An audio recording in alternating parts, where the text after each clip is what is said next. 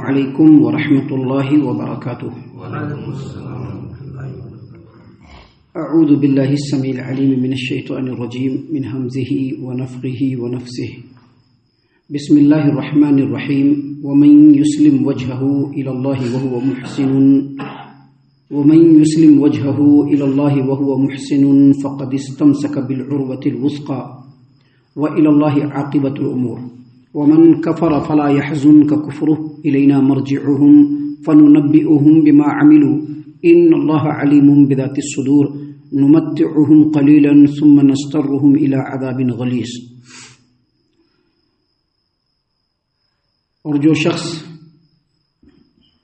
اپنا چہرہ اللہ تبارک و تعالیٰ کے آگے جھکا دے اور وہ نیکوکار ہو تو اس نے یقیناً ایک مضبوط حلقے کو، ایک مضبوط کڑے کو تھام لیا، اور سب کاموں کا انجام تو اللہ کی طرف ہی ہے۔ اور جس نے کفر کیا تو اس کا کفر اے نبی کریم صلی اللہ علیہ وسلم آپ کو غمزدہ نہ کر دے۔ انہیں ہماری طرف ہی آنا ہے، پھر ہم انہیں بتا دیں گے جو کچھ وہ کرتے رہے۔ اللہ تعالیٰ تو یقیناً لوگوں کے دلوں کے راز تک جانتا ہے۔ ہم انہیں تھوڑی مدت مزہ کر لینے کا موقع دے رہے ہیں، پھر انہیں بے بس کر کے سخت عذاب کی طرف کھینچ لائیں گے۔ محترم سامعین کرام، سورہ لقمان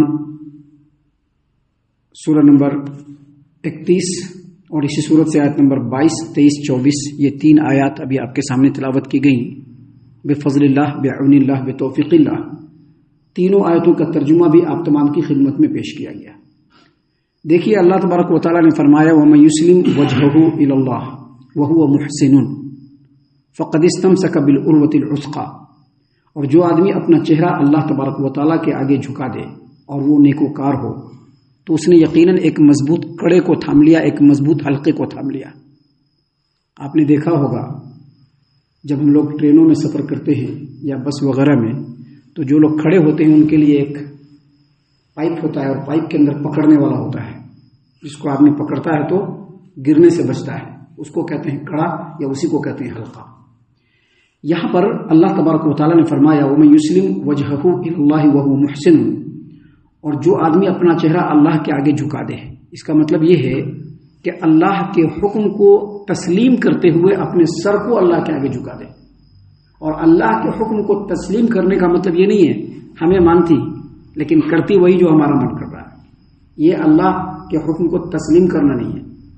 ابھی کچھ لوگ نہیں مانتے ہیں اللہ کا حکم ہے، نہیں مانتے ہیں قرآن ہے، مانتے ہیں لیکن کریں گے وہی جو ہمارے من کا ہے، تو یہ اللہ کے حکم کو تسلیم کرنا نہیں ہوا، بلکہ اللہ تبارک و تعالیٰ کے حکم کے خلاف یہ بغاوت ہوا۔ یہ یاد رکھنا چاہیے ہر آدمی کو، ہر مسلمان کو یاد رکھنا چاہیے کہ اگر کوئی لوگوں کے سامنے صرف یہ کہتا ہے کہ ہم مانتے ہیں کہ یہ اللہ کا کلام ہے، لیکن وہ کریں گے وہی جو ان کا دل کرتا ہے یا جو وہ چاہتے ہیں، تو یہ اللہ تبارک و تعالیٰ کے حکم کے ساتھ بغاوت ہے، اللہ تبارک و تعالیٰ کے حکم کو حقیر سمجھنا ہے۔ یہاں پر جو اللہ نے فرمایا وَمَن يُسْلِمْ وَجْهَهُ إِلَى اللَّهِ، اور جو آدمی اپنا چہرہ اللہ کے آگے جھکا دے، اس کا مطلب یہ ہے کہ اللہ کے حکم کو دل و جان سے تسلیم کرتے ہوئے، اس پر عمل کرتے ہوئے، جو اپنے آپ کو اللہ کے سامنے جھکا دے، اس کو کہتے ہیں اللہ کا اطاعت و فرما بردار، اپنے آپ کو بنانا، اللہ کے حکموں کے آگے جھک کر کے اس پر عمل پیرا ہو جانا، اللہ تبارک و تعالیٰ کا مطیع و فرما بردار ہو جانا، اس کو کہتے ہیں اپنا چہرہ اللہ کے آگے جھکانا۔ تو یہاں پر اللہ تبارک و تعالیٰ نے فرمایا کہ جو آدمی اپنا چہرہ اللہ کے آگے جھکا دے اور نیکوکار ہو، اس کا مطلب یہ ہے نیکوکار ہونا ضروری ہے۔ ایک آدمی کہہ دیتا ہے کہ ہم مسلمان ہیں، ہم ایمان لائے ہیں، ہم لا الہ الا اللہ پڑھتے ہیں، لیکن وہ عمل نہیں کرتا ہے، اور خاص طور سے نماز نہیں پڑھتا ہے، اور خاص طور سے نمازوں کی پابندی نہیں ہے، اور خاص طور سے موسمی اعتبار سے نماز پڑھتا ہے، تو ایسے لوگ وہ ہیں جو اس صف میں شامل نہیں ہیں۔ اس صف میں شامل وہ لوگ ہیں جو اللہ تبارک و تعالیٰ کے حکم کو دل و جان سے تسلیم کرتے ہوئے اللہ کے حکم پر چلنے والے ہو۔ یہاں پر اللہ نے فرمایا کہ جو آدمی اپنا چہرہ اللہ کے آگے جھکا دے اور نیکوکار ہو تو اس نے یقیناً ایک مضبوط حلقے کو، مضبوط کڑے کو تھام لیا۔ اور قرآن کریم میں دوسرے مقام پر سورہ بقرہ آیت نمبر 256 میں اللہ نے فرمایا فمن یکفر بالطاغوت ویؤمن باللہ فقد استمسک بالعروۃ الوثقی لا انفصام لها. جس آدمی نے طاغوت کا انکار کیا اور اللہ تبارک و تعالیٰ پر ایمان لایا، جو آدمی طاغوت کا انکار کرتا ہے اللہ تبارک و تعالیٰ پر ایمان لاتا ہے، اس نے مضبوط کڑے کو تھام لیا. اس کا مطلب یہ ہے کہ جب ہم اللہ تبارک و تعالیٰ کے سامنے جھک کر کے نیکوکار بننا چاہتے ہیں تو ہمارے لیے ضروری ہے کہ جہاں ہمارا ایمان اللہ تبارک و تعالیٰ پر ہو وہیں طاغوت کا انکار بھی ضروری ہے. اور طاغوت کہتے کس کو ہیں؟ طاغوت کا جو ہے مطلب بتلایا گیا ہے شیطان، طاغوت کا مطلب بتلایا گیا ہے بت، لیکن طاغوت کا جو بالکل جامع اور معنی جو مانا ہے وہ یہ کہ اللہ کے حکم کے آگے جو بھی آ جائے وہ طاغوت ہے. اللہ کے حکم کے آگے جو بھی آ جائے وہ طاغوت ہے. ہمارا نفس آتا ہے وہ طاغوت ہے، ہمارے رشتے ناتے آ رہے ہیں وہ طاغوت ہے. طاغوت کا انکار اور اللہ تبارک و تعالیٰ پر ایمان، یہ دونوں ایسی کڑی ہے جس کو اللہ تبارک و تعالیٰ نے قرآن کریم میں کہا ہے کہ اس نے اس کو تھام لیا اور وہ کبھی ٹوٹے گا نہیں. یہاں پر اسی چیز کو اللہ تبارک و تعالیٰ نے بتلایا ہے. یہ جو شریعت ہے نا ہماری دینی اسلام، حالانکہ آج لوگوں نے تو اپنے اپنے طریقے سے شریعت بنا لیا ہے، اپنے اپنے طریقے سے عمل بھی کر رہے ہیں اور اس پر لوگ خوش بھی ہیں. ہماری یہ ہے، ہمارا وہ ہے، ہمیں ایسا ہمیں ویسا. یاد رکھیے شریعت وہ ہے جو اس جڑ سے ملے گا. شریعت وہ ہے جو نبی کی تعلیمات سے ملے گی. کوئی سماج اس کو یہ اتھارٹی نہیں ہے کہ وہ شریعت بنا دے. کسی سماج کو یہ اتھارٹی نہیں ہے کہ وہ شریعت بنا دے. کسی فرقے کو یہ اتھارٹی نہیں ہے کہ وہ شریعت بنا دے. صحابی رسول کو اتھارٹی نہیں ہے کہ وہ شریعت بنا دے. شریعت دو چیزوں سے بنتی ہے، ایک اللہ تبارک و تعالیٰ کا کلام جو اللہ نے نازل فرمایا، اور دوسرا نبی کریم صلی اللہ علیہ وسلم کی تعلیمات جس کو صحابہ کرام نے سنا اور پھر اس کے مطابق عمل کیا. ہمارے رسول صلی اللہ علیہ وسلم کو بھی کہا گیا کہ آپ اس کی پیروی کیجیے جو آپ کی طرف نازل کیا گیا ہے. کس کو؟ ہمارے رسول صلی اللہ علیہ وسلم. عام لوگوں کی بات تو چھوڑ دیجیے، ہم لوگ تو اپنے نفس کے غلام ہیں، اپنے سماج کے غلام ہیں. ہم لوگ تو اپنے آپ کے غلام ہیں، ہم تو رشتوں ناتوں کے غلام ہیں. ہم تو حق ماننے کے لیے ریڈی نہیں ہیں، ہم تو سچ ماننے کے لیے ریڈی نہیں ہیں. یہاں پر جو اللہ تبارک و تعالیٰ نے فرمایا ہے وَمَن يُسْلِمْ وَجْهَهُ إِلَى اللَّهِ وَهُوَ مُحْسِنٌ، اور جو آدمی اپنا چہرہ اللہ تبارک و تعالیٰ کے سامنے جھکا دے اور وہ نیکوکار ہو، اس میں پوری شریعت آ جاتی ہے. اللہ نے قرآن کریم میں بھی دوسری جگہ کہا یا ایھا الذین آمنوا ادخلوا فی السلم کافہ. رمضان آیا تو شریعت ہے اور رمضان چلا گیا تو شریعت ختم نہیں. وہ شریعت نہیں ہے، وہ یہ تو ہمارا نفس ہے جو ہم اپنے نفس کو بہلانے کے لیے ایسا کرتے ہیں. کوئی جگنے والی رات آئی تو اس دن فجر کی نماز پڑھ رہے ہیں اور باقی دن فجر کی نماز نہیں پڑھ رہے ہیں. شریعت نہیں ہے، یہ شریعت نہیں ہے. ہم کو تجارت اور کاروبار کرنا ہے تو ہم فجر کی نماز میں جگ رہے ہیں اور باقی ٹائم میں ہم نہیں جگ رہے ہیں. یہ شریعت نہیں ہے. اللہ نے کہا فرمایا یا ایھا الذین آمنوا ادخلوا فی السلم کافہ، اسلام میں پوری طرح سے داخل ہو جاؤ. اور جو اسلام میں پوری طرح سے داخل ہوتا ہے اصل میں وہی اس مضبوط کڑے کو تھام لیتا ہے جو اس کو گرنے نہیں دے گا، جو اس کو ٹوٹنے نہیں دے گا، جو اس کو بھٹکنے نہیں دے گا، جو اس کو گمراہ ہونے نہیں دے گا. یاد رکھیے اگر گمراہی سے بچنا چاہتے ہیں تو صراط مستقیم کو مضبوطی سے تھامنا پڑے گا. اگر صراط مستقیم کو مضبوطی سے نہیں تھامتے آپ اور ہم کبھی بھی صراط مستقیم پر قائم اور گامزن نہیں رہ سکتے. ہمیشہ یاد رکھیے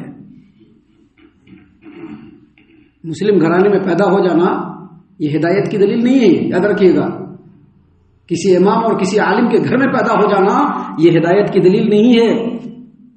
کسی بڑے سے بڑے دینی عہدے پر چلے جانا یہ ہدایت کی دلیل نہیں ہے.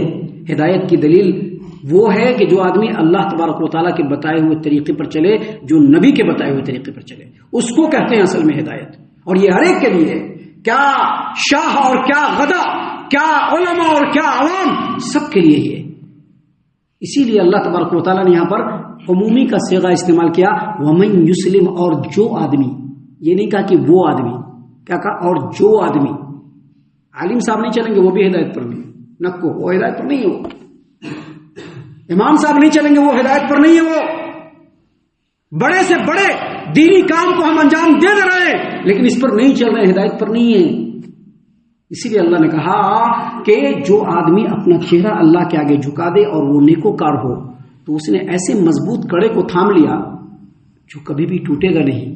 اور پھر آگے اللہ تبارک و تعالیٰ نے فرمایا وَلِلَّهِ عَاقِبَةُ وَإِلَى اللَّهِ، اللہ نے فرمایا کہ وَإِلَى اللَّهِ عَاقِبَةُ الْأُمُورِ، اور تمام کے تمام امور کس طرف لوٹنے والے ہیں؟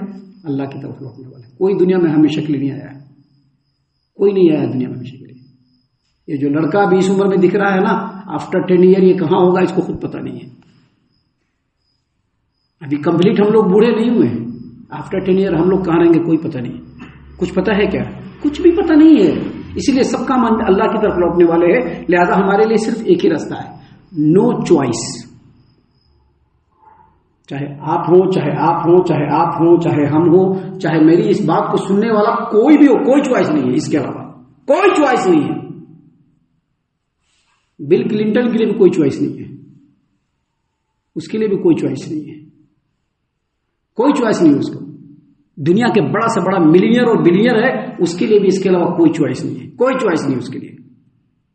اسی لیے اللہ نے آگے کیا فرمایا وَإِلَى اللَّهِ عَاقِبَةُ الْأُمُورِ، سب کاموں کا انجام تو اللہ کی طرف ہی ہے۔ اور پھر آگے اللہ تبارک و تعالیٰ نے اسلوب کو بدلا، کیونکہ آج میں آپ کے سامنے بول رہا ہوں، کل کوئی اور بولے گا کہ نہیں بولے گا لوگوں کے سامنے۔ اس سے پہلے نبی کریم صلی اللہ علیہ وسلم بھی بول کر کے گئے، صحابہ میں سے سب لوگ بول کر کے گئے کہ نہیں گئے؟ بڑے بڑے علماء اور محدثین بول کر کے گئے ہیں نا۔ اللہ نے یہاں پر اپنے نبی کو مخاطب کر کے ہوگا کیا کہا؟ وَمَنْ كَفَرَ فَلَا يَحْزُنْكَ كُفْرُهُ، آپ لوگوں کو کچھ بات بتاتے ہیں کتاب و سنت کی روشنی میں، آپ کو بتاتے ہیں، ان کو بتاتے ہیں، ان کو بتاتے ہیں نا۔ نبی کریم صلی اللہ علیہ وسلم بھی بتاتے تھے نا، وحی الہی کی روشنی میں بتاتے تھے، اللہ کے اتارے ہوئے احکام کی روشنی میں بتاتے تھے لوگوں کو بات۔ اب بعض لوگوں نے سن کر کے اس کو صحیح لگا دیا، آپ کو کیا ماننا۔ اللہ نے کہا ومن کفر، اور جو انکار کرتا ہے نا آپ کی بات کا، تو ان کے انکار سے آپ کو غمزدہ ہونے کی ضرورت نہیں۔ کیوں غمزدہ ہونے کی ضرورت نہیں؟ آپ نے اپنا کام کر دیا، اب ان کا کام ہے، آپ کو غمزدہ ہونے کی ضرورت نہیں ہے۔ آپ نے اپنے فرائض کو ادا کر دیا، آپ نے ان کو بتا دیا، ٹوک دیا، سمجھا دیا، اب آپ کو غمزدہ ہونے کی ضرورت نہیں ہے کہ شبیر بھائی کو بتایا اور انہوں نے میری بات پر عمل نہیں کیا، اب ہم دل میں اپنا دکھ مان لیں۔ نکو، آپ نے اپنا فرض ادا کر دیا۔ ومن کفر فلا يحزنک کفرہ، یہ داعی الی اللہ کے لیے، دعاۃ کرام کے لیے اس کے اندر بہت زیادہ تسلی ہے اور نصیحت ہے کہ آپ جب لوگوں کو سمجھانے کا دل کے اندر درد رکھتے ہیں اور اس درد کے ساتھ آپ جب لوگوں کو سمجھاتے ہیں اور لوگ آپ کی بات نہیں مانتے ہیں، فلا يحزنک کفرہ، اس کا مطلب یہ کہ نبی کریم صلی اللہ علیہ وسلم بھی غمگین ہو جاتے تھے۔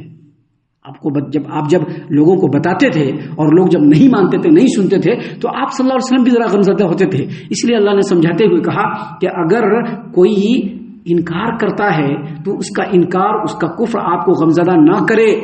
کیوں نہ کرے؟ الینا مرجعہ، الینا مرجع، پھر اللہ نے وہی بات کہا کیونکہ سب کو میری ہی طرف لوٹنا ہے، سبھی کو میری طرف لوٹنا ہے، جو گزر گئے ان کو بھی لوٹنا ہے، جو موجود ہے ان کو بھی لوٹنا ہے، قیامت کی صبح تک جو لوگ بھی آئیں گے سبھی کو لوٹنا ہے ہماری طرف۔ اور پھر اللہ نے کہا فَنُنَبِّئُهُم بِمَا عَمِلُوا، اور ان کے تمام کاموں کا ہم ان کو بتلائیں گے کہ تم یہ کرتے تھے، وہ کرتے تھے، وہ کرتے تھے۔ اس سے بات کیا سمجھ میں آئی؟ بات یہی سمجھ میں آئی کہ کرنا وہی ہے جو اللہ چاہتا ہے، نہیں تو ہم اپنا منمانی کریں گے تو قیامت میں پہنچنے کے بعد اللہ ہم کو بتلائے گا کہ تم ایسے ایسے کرتے تھے۔ اور پھر آگے اللہ نے کیا کہا؟ ان اللہ علیم بذات الصدور، اللہ تبارک و تعالیٰ تو دلوں کے بھید تک کو جانتا ہے۔ تمہیں نماز پڑھ رہی کیا سوچ کے نماز پڑھ رہی، اللہ اس کو بھی جانتا ہے، ہم لوگ نہیں جان رہے۔ اگلا آدمی نماز پڑھنے کے لیے کس نیت سے آیا ہے کہ نہیں، ہم نہیں جان رہے، لیکن اللہ تو دلوں کے بھید تک کو جانتا ہے۔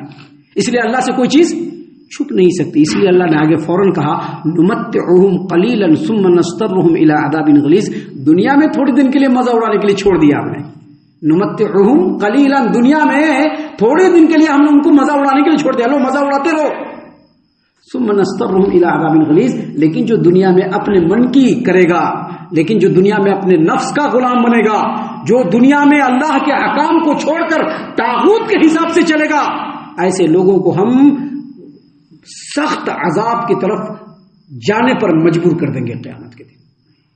تو ان تمام باتوں کا خلاصہ یہ ہے کہ اگر مضبوط کڑا پکڑنا ہے تو شریعت کو پکڑنا ہے۔ شریعت جو ہے یہ قرآن و حدیث کا مجموعہ ہے جس کو نبی کریم صلی اللہ علیہ وسلم نے صحابہ کرام تک پہنچایا، اور ہم کو صحابہ کرام کے کیے ہوئے اعمال کے حساب سے اور ان کے سوچ اور سمجھ کے حساب سے ہم کو بھی عمل کرنا پڑے گا۔ یہی ہے اصل میں شریعت، اور جو اس کو کر لیا اس نے مضبوط کڑے کو تھام لیا، نہ وہ گمراہ ہوگا اور نہ ہی وہ دنیا اور آخرت میں ذلیل و رسوا ہوگا۔